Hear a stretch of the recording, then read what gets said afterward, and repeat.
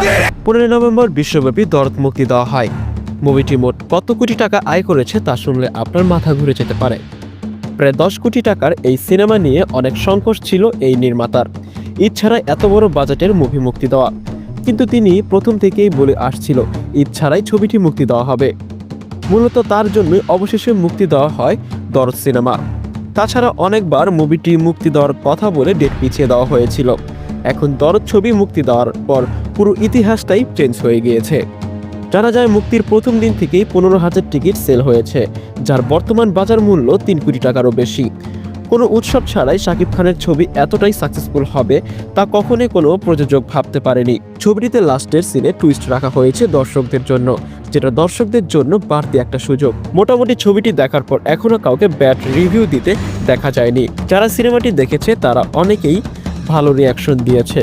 তো প্রিয় দর্শক, দরদ সিনেমাটি কেমন হয়েছে তা অবশ্যই কমেন্ট করে জানাতে ভুলবেন না।